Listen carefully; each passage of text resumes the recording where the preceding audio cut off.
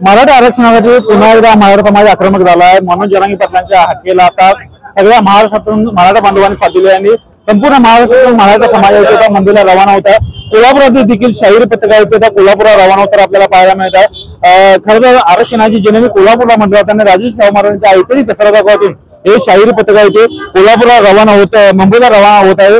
आपल्यासोबत शाहीर बोलण्यात आहेत। शाहीर काय सांगाल, पुन्हा एकदा मुंबईची कूच मी करणार आहेत, कशा प्रकारे सगळी सरकारला इशारा असणार आहे? सरकारला इशारा असा आहे की आम्ही आज मनोज दादा जरांगे पाटील उपग्रह ज्यावेळेला आपलं आंदोलन उपोषण चालू करतायत आणि या उपोषणाच्या माध्यमातून खऱ्या अर्थाने सरकारला जागे करण्याचं कारण ओबीसीतून आमचं मराठ्यांचं आरक्षण आहे ते टिकणारं आरक्षण मिळावं यासाठी आज लढा आहे आणि या लढ्यासाठी आज पुन्हा एकदा आम्ही आज कोल्हापूरचं शाहीर पथक आज आपल्या समोर घेऊन जात आहे आणि म्हणूनच मुंबईत निघणार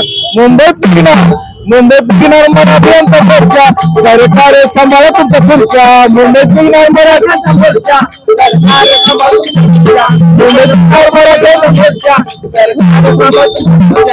शिक्षणाची मुळे आता नाही आरक्षणासाठी पुढे सरकार कोल्हापूरच्या सरकार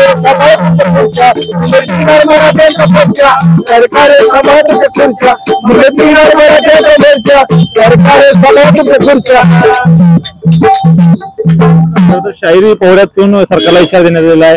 काय नेमकी तुमची मागणी आहे, कशा प्रकारे सरकारला काय सांगा?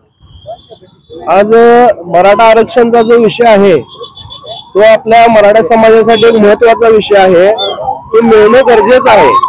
जर हा दिला नाही तर इथून पुढे महाराष्ट्र हे तापणारच आहे। त्यामुळे सरकारने आरक्षणासाठी लक्ष देऊन आरक्षण द्यावे ही आमची सरकारला मागणी आहे। अखिल भारतीय मराठा महासंघाचे राष्ट्रीय उपाध्यक्ष आहेत, काय सांगाल नाना? शाहिरी पथक कोल्हापुरात मुंबईला रवाना होते, संपूर्ण महाराष्ट्रात ऐकवलेलं आहे पुन्हा एकदा।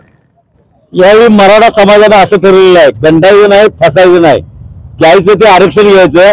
या दृष्टिकोनातून जर कालचा झंझावात पाहिला, मराठ्यांचा झंझावात आता मुंबईला दिशेने निघालेला आहे। कोल्हापूर जिल्ह्यातून अनेक तालुक्यातून शेकडो गाड्या, हजारो लोक आता मुंबई ठिकाणी पोहोचले आहेत। आजही सकाळपासून मुंबईला मराठा बांधव निघालेले आहेत। ही आरक्षण नगरी आहे, शाहू महाराजांनी पहिल्यांदा आरक्षण दिलं, त्यामुळे त्याच ताकदीने कोल्हापूरचे शाहीर सुद्धा यामध्ये सहभागी होण्यासाठी निघालेले आहेत आणि हे आंदोलन सरकारचं झोप उडवणारं असणार आहे।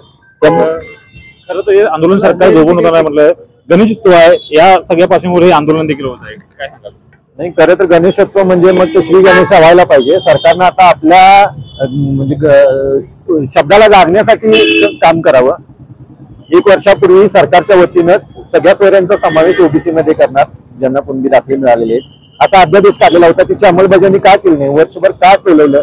त्यामुळे मराठ्यांच्या हातातनं कुठेतरी हिंसक काहीतरी घडायला पाहिजे असं सरकार वाट बघते आणि तशी वाट बघणार असेल तर तुम्ही स्वतःची सत्व परीक्षा घेताय, त्यामुळे विश्वाशी खेळू नका असं आम्हाला सरकारला म्हणणं आहे। त्यामुळे ही जी गर्दी मुंबईमध्ये दिसणार आहे तर ही मुंबईची मोर्चे नाकेबंदी नसून ही सरकारची नाकेबंदी ठरणार आहे।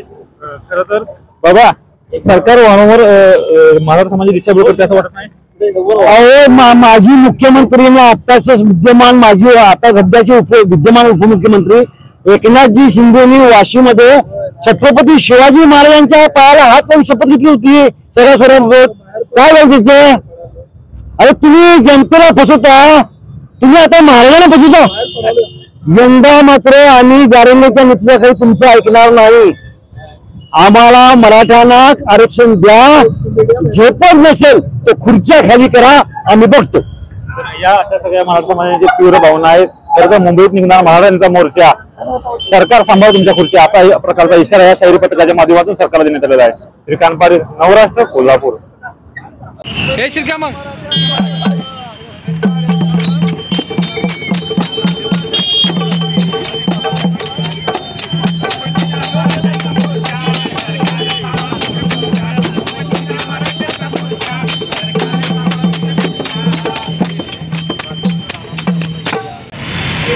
कालच्यापासून आपण पाहत असाल टीव्हीवर आणि याच्यावर जो मराठा समाज रस्त्यावर आलेला आहे तो